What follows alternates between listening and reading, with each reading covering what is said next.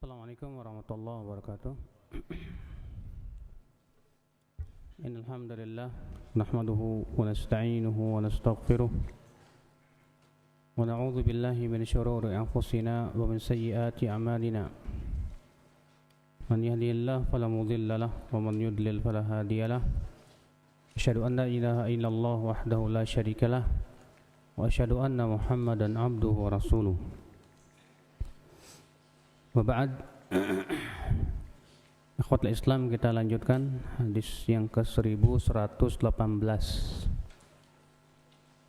Hadis yang dikeluarkan oleh Imam Ahmad, Abad bin Humaid dalam Al-Muntakhab, Al-Uqaili, demikian pula Ibnu Majah, Ibnu Adi, Al-Hakim, Al-Baihaqi, juga Al-Baghawi dalam kitab Syarhus Sunnah, dari jalan Abdurrahman bin Zaid bin Aslam, dari ayahnya, dari Ibnu Umar secara marfu, bahwa Nabi SAW bersabda, "Uhillat lana maitatani wa daman." Dihalalkan untuk kita dua bangkai dan dua darah. Fa ammal maitatan fal hut wal jarad. Adapun dua bangkai, yaitu bangkai ikan dan bangkai jarod. Jarod itu apa ya? Belalang, ya, belalang. Wa ammad daman fal kabid wat tihal. Adapun dua darah, yaitu hati dan limpa. Al-Uqaili berkata, haddatsana Abdullah, ia berkata, aku mendengar ayahku menganggap lemah Abdurrahman bin Zaid bin Aslam dan mengatakan ia meriwayatkan hadis yang mungkar. Jadi dalam sanad hadis ini ada Abdurrahman bin Zaid bin Aslam dan dia seorang perawi yang lemah. Namun ia dimutabaat.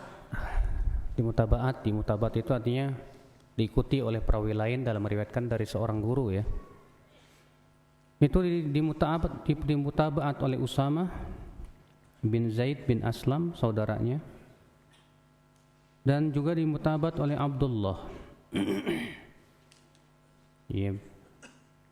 Dikeluarkan oleh Ibnu Adi dari Ismail bin Abi Uwais, dari tiga-tiganya semuanya berkata, itu dari Abdullah, dari Abdurrahman bin Zaid bin Aslam, demikian pula Usamah bin Zaid bin Aslam dan Abdullah bin Zaid bin Aslam. Jadi tiga anak Zaid semuanya meriwayatkan, ya, dari ayahnya tersebut. Akan tetapi Ibnu Adi mengatakan anak-anak Zaid bin Aslam semuanya lemah, ya, baik itu Abdurrahman ataupun Usamah ataupun siapa, Abdullah. Fa innahum yuktabu hadithum, boleh dicatat hadisnya untuk dijadikan i'tibar, artinya penguat, ya. Wa yaqrubu ba'dhum min ba'dhin fi babi riwayat wa lam ajid li Usamah bin Zaid haditsan munkar al-isnad awil matan wa arju annahu salih. Dan sebagian mereka sama dengan sebagian yang lain dalam periwayatan. Namun untuk Usamah bin Zaid, kata beliau, aku belum menemukan hadis yang mungkar yang ia riwayatkan. Aku berharap dia saleh, ya, artinya cocok, ya. Saleh itu bisa mempunyai mana saleh dalam agama atau saleh dalam periwayatan, ya. Kemudian Ibnu Adi meriwayatkan dari jalan Mas'ud bin Sahal, ia berkata haddatsana Yahya bin Hassan, ia berkata haddatsana Abdullah bin Zaid bin Aslam dan Sulaiman bin Bilal dari Zaid bin Aslam. Ia berkata, wa hadza yaduru raf'uhu al-ukhuwah ats-tsalatsah. Jadi hadis tersebut secara marfu diriwayatkan oleh tiga orang tadi saja, yaitu Abdurrahman, Abdullah dan Usamah bin Zaid bin Aslam, tiga bersaudara itu, ya. Adapun Abdullah bin Wahab, seorang perawi yang thiqah, meriwayatkan dari Sulaiman bin Bilal secara mauquf, dari perkataan Ibnu Umar, bukan dari Rasulullah SAW. Ya. Di mana Imam Baihaqi meriwayatkan dari jalan Abdullah bin Wahab, ia berkata haddatsana Sulaiman bin Bilal dari Zaid bin Aslam dari Abdullah bin Umar. Demikian lafadznya.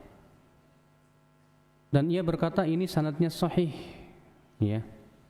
Dan dimarfukan oleh 3 anak Zaid, akan tetapi 3 anak Zaid ini semuanya lemah, bertabrakan dengan periwayatan Abdullah bin Wahab Al-Misri yang sangat thiqah, sehingga ya ini bisa dikatakan periwayatan dhaif bertabrakan dengan periwayatan apa? Thiqah. Kemudian Ibnu Adi membawakan hadis dari Ibnu Abi Uwais tadi. Lalu ia berkata, anak-anak Zaid ini semuanya lemah, dilemahkan oleh Yahya bin Ma'in, demikian pula Imam Ahmad bin Hanbal. Akan tetapi Ahmad bin Hanbal dan Ali ibn Ladwini menganggap thiqah Abdullah bin Zaid. Ya. Ila anna sahih al-awal, namun yang sahih yang pertama bahwa ia lemah. Ya, bahwa yang sahih maksudnya yaitu bahwa ini adalah hadis tersebut mauquf dari perkataan Ibnu Umar. Dan inilah yang kuat, bahwasanya ini berasal dari perkataan siapa? Ibnu Umar. Namun kata Syekh Albani, walaupun ini perkataan Ibnu Umar, tidak mungkin Ibnu Umar mengucapkan dari ra'yunya. Sebab Ibnu Umar tidak tidak mungkin mengatakan dihalalkan untuk kami kecuali berasal dari Rasulullah SAW. Sebab Ibnu Umar mengatakan uhillat lana, dihalalkan untuk kita. Siapa yang menghalalkan? Masa dirinya? Enggak mungkin. Karena tidak mungkin seorang sahabat yang menghalalkan mengharamkan. Yang boleh menghalalkan dan mengharamkan hanyalah Allah dan Rasulnya. Makanya Syekh Albani berkata wa huwa fi hukmil marfu. Walaupun ini mauquf dari perkataan Ibnu Umar, tapi dihukumi marfu, ya, karena tidak mungkin itu berasal dari ra'yunya Ibnu Umar. Ya, makanya perkataan Ibnu Umar dihalalkan untuk kita, pasti yang menghalalkannya Rasulullah sallallahu alaihi wasallam, bukan beliau. Sehingga hadis ini tentu bisa dijadikan hujah. Hadis ini menunjukkan akhi bahwa dihalalkan untuk kita 2 bangkai, yaitu ikan, bangkai ikan. Demikian pula semua yang hidup di air, di mana ia tidak akan hidup kecuali di air. Sebagaimana dalam hadis Abdullah bin Buhainah, ya, bahwa Abdullah bin Buhainah berkata kepada Rasulullah, ya Rasulullah, inna narkabul bahar wa nahmilu ya qalilan minal ma. Ya Rasulullah, kami berlayar di lautan, sementara air tawar kami bawa sedikit saja. Fa in tawadda'na bi atishna, kalau kami berwudu dengan air tawar itu, kami akan kehausan. Afana tawadda' min ma'il bahar, boleh enggak kami berwudu dengan air laut? Apa kata Rasulullah? Huwa tahuru ma'uhu al-hillu maitatu. Dia, air laut itu suci dan mensucikan airnya, dan bangkainya halal. Maksudnya bangkai di sini kata para ulama itu bangkai binatang-binatang laut, bukan semua yang mati di laut, bukan. Kalau semua mati yang di laut, ya tanpa mas apa kapal yang turun apa jatuh di situ orang-orang yang jadi bangkai itu halal dong. Iya. Maka berarti semua bangkai laut, semua yang hidup di laut, di mana ia tidak bisa hidup kecuali di air, maka pada waktu bangkainya apa? Halal, masuk padanya ikan hiu. Iya. Masuk padanya semua yang pokoknya tidak bisa hidup kecuali di air. Yang jadi permasalahan, bagaimana dengan hukum buaya? Buaya kira-kira bisa hidup nggak tanpa di air, Pak? Hah? Bisa hidup tanpa air? Untuk seterusnya? Hah? Untuk seterusnya bagaimana? Nah, makanya buaya termasuk perkara yang diikhtilafkan oleh para ulama. Imam Syafi'i mengatakan halal. Dasarnya bahwa Imam Syafi'i mengatakan buaya itu binatang air, bukan binatang darat, kecuali buaya darat kali. Imam Ahmad mengatakan haram. Iya, karena ia punya taring dan ia bisa hidup di darat. Ini ikhtilaf. Kalau kita masih ragu, mendingan jangan dulu, Pak. Walaupun saya lebih condong kepada pendapat Imam Syafi'i rahimahullah, ya, bahwa buaya itu halal.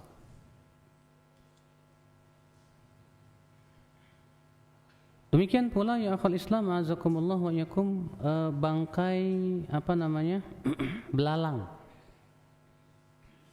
Bangkai belalang itu pun halal. Maka dikiaskan kepada belalang apa? Binatang-binatang yang tidak menjijikan dan darahnya tidak mengalir. Contohnya kalau suka terbang-terbang tuh apa tuh? Siraru. Laron. Iya. Kalau laron antum nggak jijik makan, pantol aja. Kalau di Sumedang laron tuh jadiin lempeyek, Pak. Iya, lempeyek laron. Katanya sih enak, ana nggak tahu.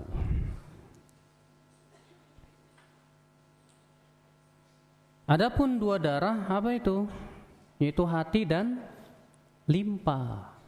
Maka ini dihalalkan untuk kita. Hadis 1119. Hadis yang dikeluarkan oleh Imam As-Sahmi dalam kitab Tarikh Jurjan. Demikian pula Ats-Tsaqafi dalam kitab Ats-Tsaqafiyat. Demikian pula Abu Nuaim dalam Al-Hilyah dari jalan Affan bin Sayyar, ia berkata, "Haddatsana Mis'ar bin Qidam dari Wabrah dari Ibnu Umar secara marfu." Wa Nabi sallallahu alaihi wasallam bersabda, "Ihlifu billah wa barru wasduqu." Bersumpahlah dengan nama Allah dan berbuat baiklah dan jujurlah. Fa innallaha yakrah an yuhlaf illa bih. Karena Allah tidak suka untuk seseorang bersumpah kecuali dengan nama Allah saja. Abu Nuaim mengatakan bersendirian padanya Affan dari Mis'ar ini. Syekh Albani berkata, tapi perawi-perawinya semuanya dianggap thiqah. Dan hadis ini mempunyai jalan lain dari Ibnu Umar dengan sanad hasan dengan lafaz la tahlifu bi abaikum. Ya, jangan kalian bersumpah dengan menyebut demi bapak-bapak, ya, demi bapak-bapak gitu ya. Akan tetapi hendaklah kalian bersumpah dengan nama Allah. Sehingga hadis ini menjadi sahih. Hadis ini menunjukkan haramnya bersumpah dengan nama selain Allah dan bahwasanya itu termasuk syirik. Karena disebutkan dalam hadis lain Rasulullah sabda, "Ya man halafa bi ghairillahi faqad asyrak." Siapa yang bersumpah dengan nama selain Allah, maka ia telah berbuat apa? Syirik. Ya. Dan hadis ini juga menunjukkan siapa yang bersumpah dengan nama Allah wajib ia melaksanakan sumpahnya. Karena Rasulullah mengatakan ihlifu billah wa barru. Dan siapa yang tidak melaksanakan sumpahnya, dia wajib bayar kafarat sumpah. Tahu kan kafarat sumpah? Apa kafarat sumpah itu? Memberi makan fakir miskin 10 orang atau memberi pakaian fakir miskin 10 orang. Kalau ternyata tidak bisa, maka pada waktu itu berpuasa 3 hari. Iya. Tapi kalau kita sudah bersumpah, demi Allah saya akan melakukan perbuatan ini, namun setelah itu kita melihat ada yang lebih baik dari itu, boleh nggak kita batalin? Boleh, tapi dengan syarat bayar kafarat dulu. Kata Rasulullah, man halafa billah, ya, siapa yang bersumpah dengan nama Allah bahwa ia akan melakukan suatu perbuatan, thumma ra'a khairan min, kemudian ia melihat ada yang lebih baik dari itu, falyukafir an yamini, hendaklah ia bayar kafarat sumpahnya, thummal ya'ti ma huwa khairan, ya, ma huwa khair itu, kemudian hendaklah ia datangi yang lebih baik tersebut. Maka kalau misalnya kita bersumpah begini, kemudian setelah itu kita melihat kok kayaknya kenapa saya nggak ngambil yang ini aja, ini kayaknya lebih baik, udah antum bayar kafarat sumpah. Bayar kafarat sumpah, setelah itu antum datangi yang lebih baik. Iya. Hadis ini juga menunjukkan haramnya bersumpah dengan nama Allah untuk berdusta. Karena Rasulullah mengatakan ihlifu billah wa barru wasduqu.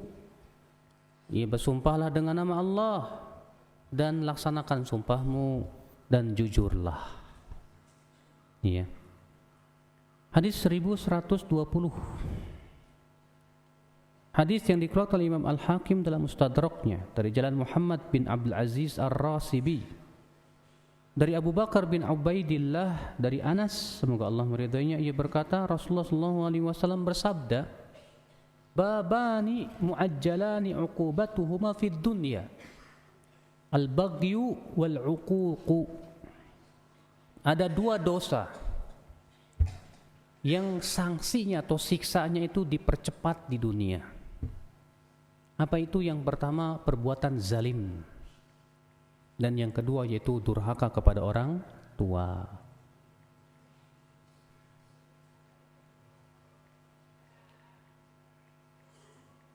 Al-Hakim meriwayatkan hadis ini dan di situ ada tambahan, man ala jariyataini hatta tudrika dakhaltul jannah ana wa huwa kahatain, wa asyara bi isbi'aihi as-sababata wal wusta, wa babani muajjalani uqubatuhuma fid dunya al-baghy wal uququ. Siapa yang memelihara dua anak wanita sampai keduanya menikah, maka ia akan masuk surga bersamaku seperti ini. Ya, artinya dia akan dekat denganku di surga nanti. Dan ada dua dosa yang akan dipercepat ya siksanya di dunia. Apa itu? Perbuatan zalim dan apa? Tadi apa? Dan durhaka kepada orang tua. Imam Al-Hakim berkata sahih sanadnya. Dan memang demikian. Karena sanad ini sesuai dengan syarat Muslim. Ya. Di mana Imam Muslim meriwayatkan tambahan tersebut, ya. Sehingga hadis ini sahih. Hadis ini menunjukkan pertama keutamaan memelihara anak wanita. Bahwasanya memelihara anak wanita itu pahalanya besar. Makanya kalau antum dikasih anak wanita, kok anak saya wanita semua Ustadz? Ya udah, berterima kasih sama Allah. Berarti antum mau dikasih pahala besar oleh Allah Subhanahu wa taala. Iya. Hadis ini juga menunjukkan bahwa ada dua dosa yang adabnya itu dipercepat di dunia. Yang pertama apa? Menzalimi manusia, berupa mengambil hartanya, atau menyiksanya, atau menyakitinya, atau merusak kehormatannya, membunuh karakternya dan yang lainnya. Ini perbuatan zalim yang akan Allah percepat siksanya di mana? Di dunia. Demikian pula durhaka kepada orang tua, ya azakumullah wa yakum. Maka dari itulah kita semaksimal mungkin ya, jangan sampai kita menzalimi siapapun juga. Jangan sampai kita ya kembali kepada Allah dalam keadaan kita membuat dosa zalim. Karena zalim itu akan ditanya oleh Allah kelak pada hari kiamat, dan kita akan bayar dengan amalan-amalan saleh kita. Hadis 1121. Hadis yang dikeluarkan Imam Bukhari dalam tarikhnya secara muallaq dari beberapa jalan, yaitu pertama dari Hisham Ad-Dustuwai, dari Yahya bin Abi Katsir, dari Umar, dari seseorang dari Ansar, dari Al-Qasim bin Abdurrahman maula Yazid bin Muawiyah dari Nabi SAW. Yang kedua dari jalan Sulaiman bin Bilal, dari Ibnu Ulathah, dari Hisham bin Hassan, dari Yahya bin Abi Katsir, dari Abu Salamah bin Abdurrahman, dari ayahnya dari Nabi SAW. Yang ketiga dari An-Nufaili, dari Abu Dahma, dari Muhammad bin Amr, dari Abu Salamah, dari Abu Hurairah, semoga Allah meridainya, dari Nabi SAW. Ketiganya ya dengan lafaz man qata'a rahiman aw halafa ala yaminin fajirah ra'a wabalahu qabla an yamut. Siapa yang memutuskan tali silaturahim atau bersumpah dengan sumpah yang palsu, ya, maka ia akan melihat sanksinya di dunia sebelum ia meninggal dunia. Dikeluarkan oleh Al-Baihaqi juga dari jalan Abu Hanifah, dari Yahya bin Abi Katsir, dari Mujahid dan Ikrimah dari Abu Hurairah. Ya. Dan hadis ini dengan jalan-jalannya menjadi sahih. Hadis ini menunjukkan, akhi, ada juga dosa yang lain yang adabnya dipercepat di dunia. Apa itu? Yang pertama, memutuskan silaturahim. Maka orang yang memutuskan silaturahim, ya, Allah akan perlihatkan adabnya di dunia kepada dia sebelum meninggal dunia. Hati-hati, akhi, ya. Memutuskan silaturahim itu menyebabkan seseorang itu mati dalam keadaan su'ul khatimah. Maka siapa di antara kita yang ingin wafat dalam keadaan husnul khatimah, sambung silaturahim. Ya, segera kita sambung silaturahim. Sebagaimana hadisnya juga menunjukkan akan haramnya bersumpah palsu, dan bahwasanya orang yang bersumpah dusta itu pun juga akan diperlihatkan sanksinya sebelum matinya. Ya. Hadis 1122.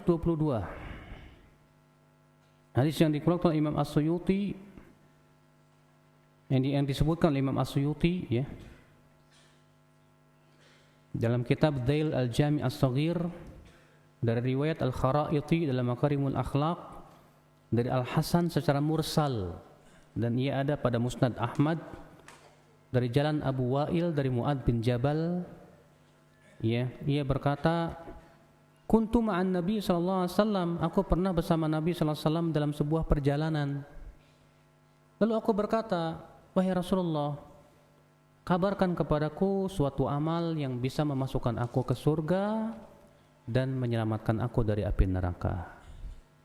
Maka Rasulullah bersabda, laqad sa'alta an 'azim. Hai Mu'adz, kamu sudah bertanya sesuatu yang besar sekali. Wa innahu la yasirun ala man yassarahu Allahu alaihi. Dan itu mudah, kata Allah sallallahu, buat orang yang diberikan oleh Allah kemudahan. Apa itu? Ta'budullah wa la tusyriku bi syai'a. Hendaklah kamu beribadah kepada Allah saja, jangan sekutukan Allah. Wa tuqimas shalah, dirikan salat. Wa tu'tiyaz zakah, bayar zakat. Ya, wa tasuma Ramadan, puasa Ramadan. Wa tahujjal bait in istata'ta ilaihi sabila, dan haji ke Baitullah. Kemudian Rasulullah bersabda kepada Mu'adz bin Jabal, ya, ala ukhbiruka bi abwabil khair? Maukah aku kabarkan kepadamu hai Mu'adz tentang pintu-pintu kebaikan? Kata Mu'adz, bala ya Rasulullah, mau ya Rasulullah. Kata Rasulullah, as-shaumu junnah, puasa itu tameng. Was-shadaqatu tudfi'ul khati'ah kama yudfi'ul ma'un nar. Dan sedekah itu bisa memadamkan dosa sebagaimana air memadamkan apa? Api. Wa shalatur rajul fi jawfil lail, dan salatnya seseorang di waktu malam. Kemudian Rasulullah pun membacakan firman Allah, tatajafa junubuhum 'anil madaji'i yad'una rabbahum khawfan wa tama'a wa mimma razaqnahum yunfiqun fala ta'lamu nafsum ma ukhfiya lahum min qurrati a'yun jazaa'an bima kanu ya'malun. Lambung mereka jauh dari tempat tidur, mereka menyeru Rabbnya dengan penuh berharap dan rasa takut, ya, dan mereka mengeluarkan infak dari sebagian yang kami berikan rezeki kepada dia. Jiwa tidak tahu apa yang disembunyikan untuk dia dari qurratu a'yun, ya, kesejukan pandangan, sebagai balasan terhadap apa yang mereka lakukan. Kemudian Rasulullah bersabda lagi, ala ukhbiruka bi ra'sil amri wa amudihi wa dhirwati sanami? Maukah aku kabarkan kepada engkau hai Mu'adz tentang kepala segala urusan, tiangnya, demikian pula puncaknya? Kata Mu'adz, bala ya Rasulullah, mau ya Rasulullah. Kata Rasulullah, ra'sul amri al-Islam, kepala segala urusan itu Islam. Wa amuduhu as-shalah, tiangnya adalah salat. Wa dhirwatu sanamihi al-jihad fi sabilillah, dan puncaknya adalah berjihad. Kemudian Rasul bersabda lagi, ala ukhbiruka bimilaki dzalika kullih? Maukah aku kabarkan kepada kamu kunci semua itu? Kunci yang sudah disebutkan tadi, ya. Qultu bala ya Rasul ya Nabi Allah. Ya, kemudian ia berkata, mau hai Rasulullah. Ya, maka Rasulullah memegang lisannya dan bersabda, kuffa alaika hadza, pegang, tahan lisanmu ini. Dan dalam riwayat ini disebutkan ihfadz lisanak, ya, jaga lisanmu itu. Thaqilatka ummuka ya Mu'ad, kamu ini bagaimana hai Mu'ad? Wa hal yakubbun nas ala wujuhim illa alsinatuhum, bukankah lisan-lisan yang membuat manusia itu ditelungkupkan di atas wajah-wajah mereka dalam api neraka. Ya, dalam riwayat ini dikatakan, ya Rasulullah, wahai Rasulullah, wa inna lamu akhaduna bima takallamu bih, apakah kita ini akan diadab gara-gara ucapan yang kita ucapkan ya Rasulullah? Kata Rasulullah, thaqilatka ummuka ya Mu'ad, kamu ini bagaimana hai Mu'ad?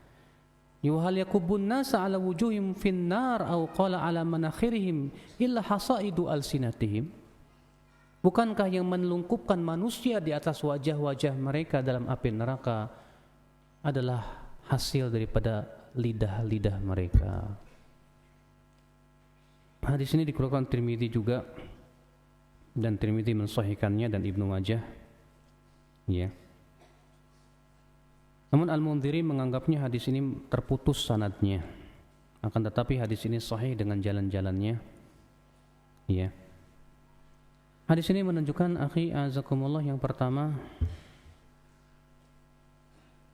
bahwa rukun Islam yang 5 adalah jalan menuju surga. Karena Mu'adz bin Jabal, ya, bertanya kepada Rasulullah, ya Rasulullah, tunjukkan dong ke aku, ya, apa sih amalan yang bisa memasukkan saya ke surga dan menyelamatkan saya dari api neraka? Apa kata Rasulullah? Kamu sudah bertanya pertanyaan yang agung sekali. Ini pertanyaan yang agung ternyata, Pak. Ya, pertanyaan yang agung itu apa? Bertanya apa sih amalan yang bisa memasukkan kita apa?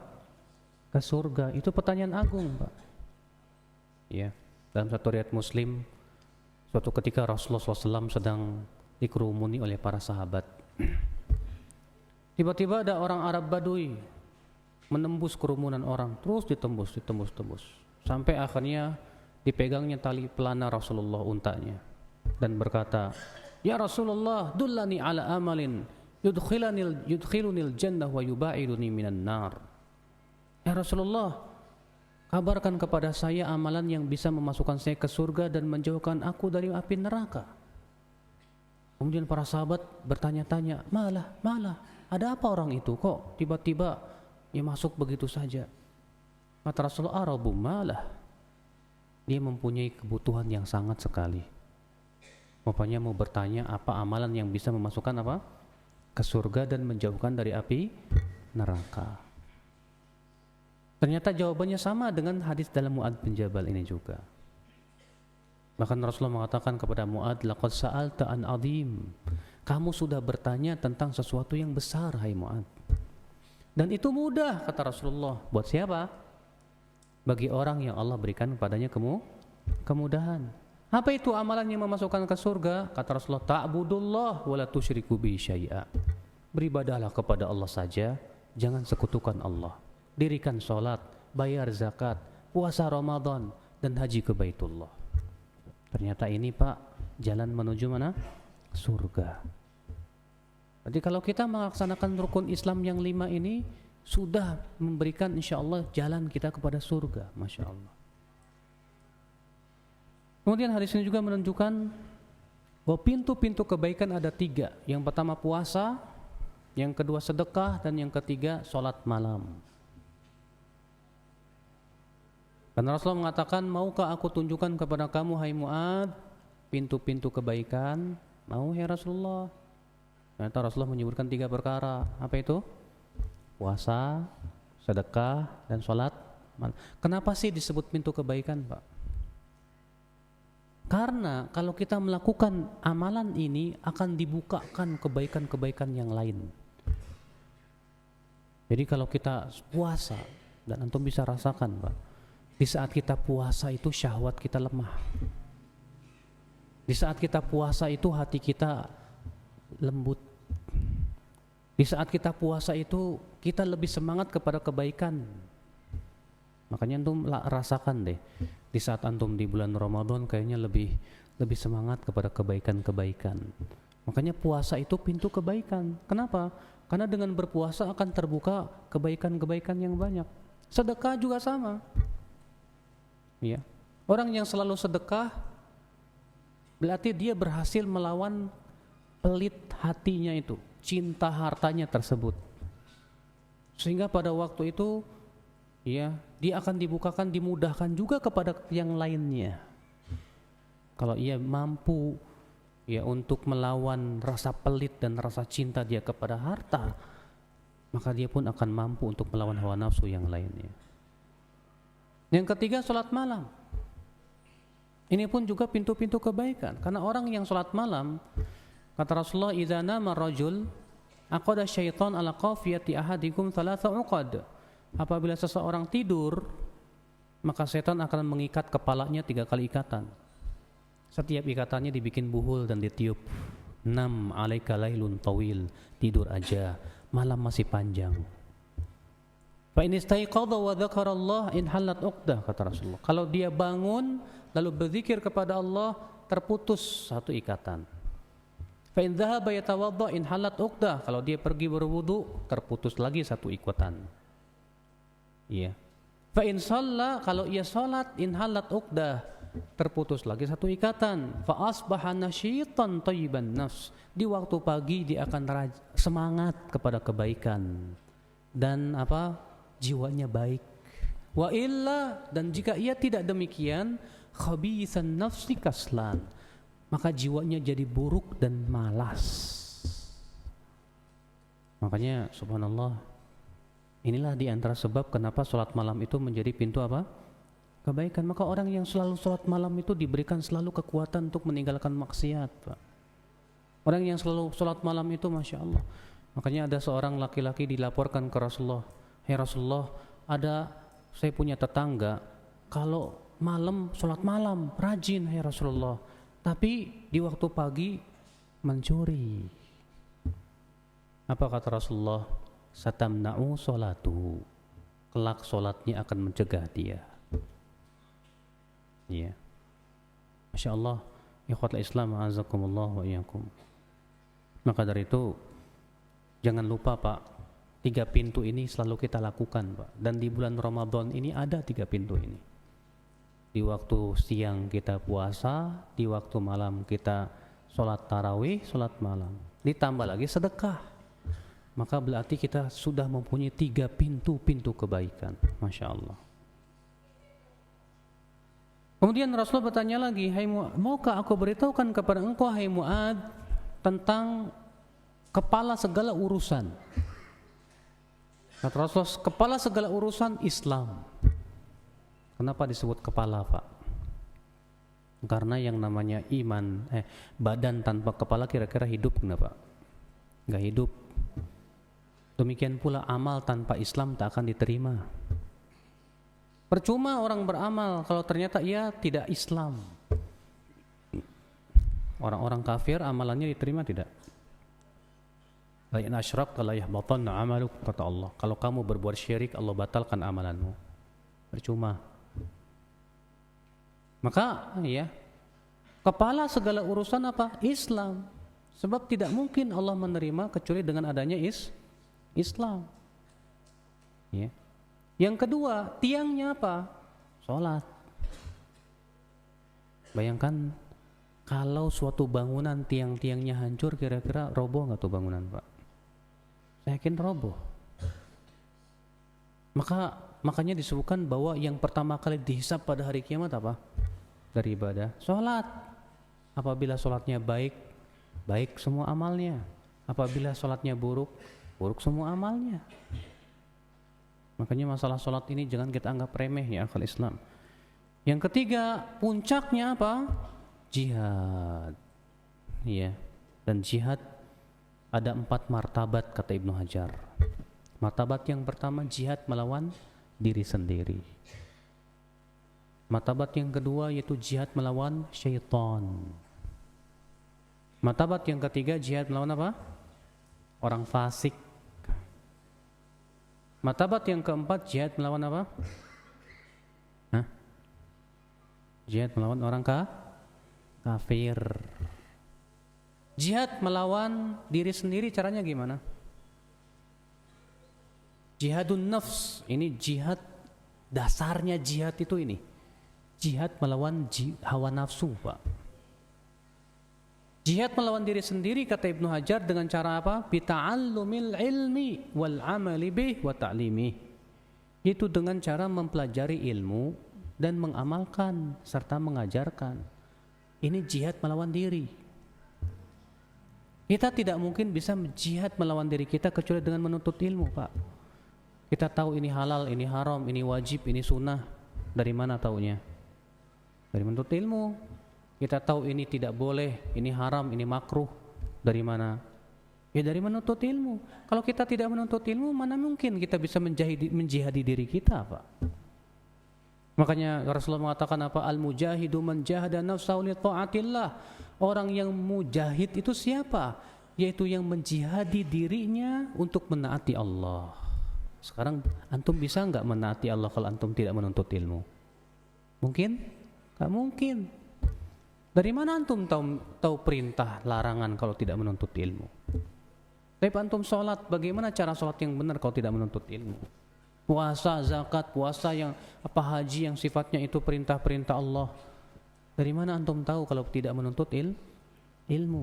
Makanya jihadun nafs, jihad melawan diri itu tiada lain dengan cara apa? Menuntut ilmu. Menuntut ilmu itu jihad, Pak. Bahkan Syekh Albani rahimahullah mengatakan jihad yang terbesar di masa sekarang itu adalah jihad ilmu. Ya. Di zaman sekarang itu yang namanya kebodohan merajalela. Makanya antum-antum ini, Pak, semangat antum itu jangan buat pergerakan dulu deh. Mendingan juga semangatnya untuk apa? Nuntut ilmu dulu.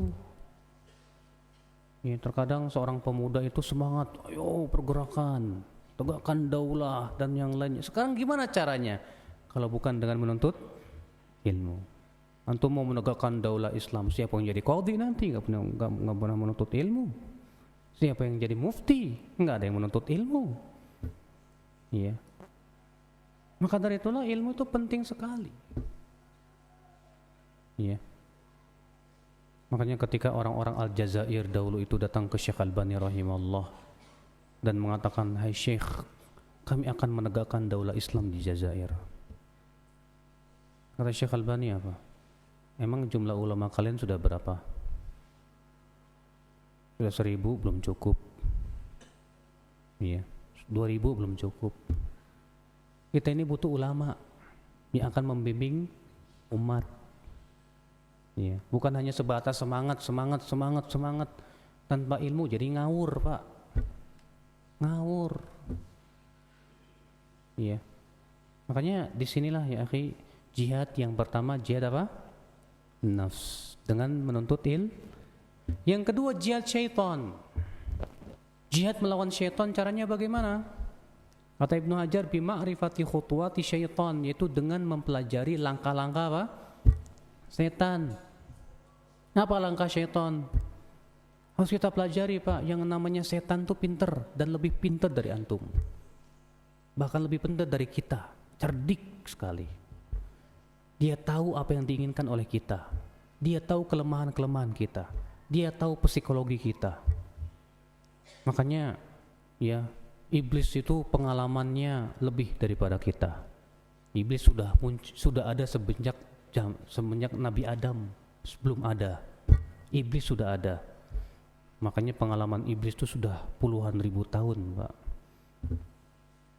Kalau kita tidak mempelajari cara iblis menggoda kita itu, terkadang kita ini ya terkena jaring-jaring iblis, ya. Dan banyak diantara kita yang kena dengan media, dengan wanita, dengan WhatsApp, BlackBerry, sosial media. Nah, itu kan juga termasuk jaring-jaring iblis juga, Pak. Ya, yang bisa melalaikan kita dari apa? Yang lebih penting dari itu. Ikhwatul Islam, azakumullah wa iyyakum. Yang ketiga, jihadul fusaq. Jihad melawan orang fasik. Caranya bagaimana?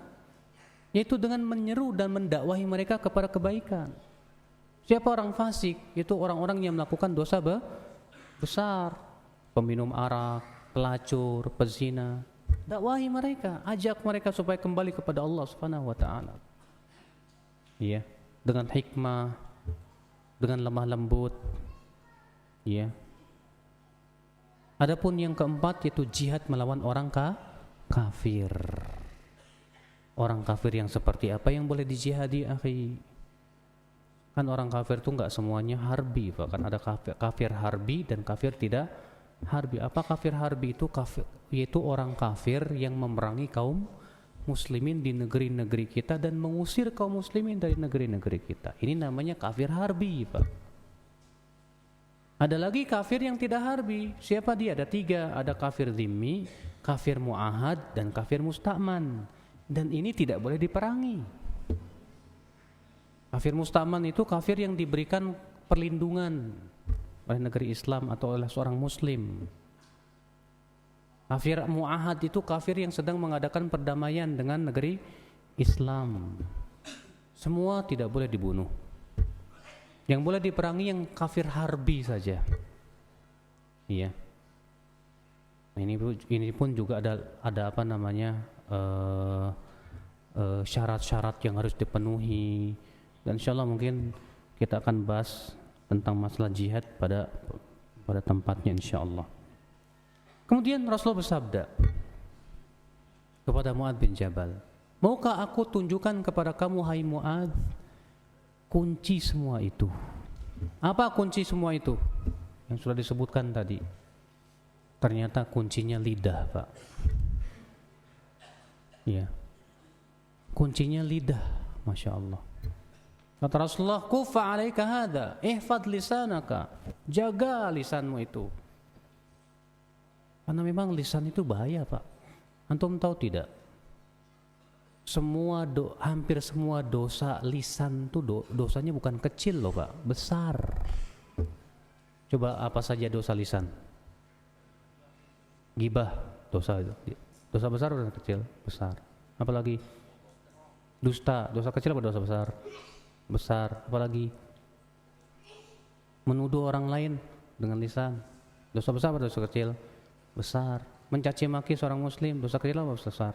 Dosa besar. Berkata tanpa ilmu, dosa kecil atau dosa besar?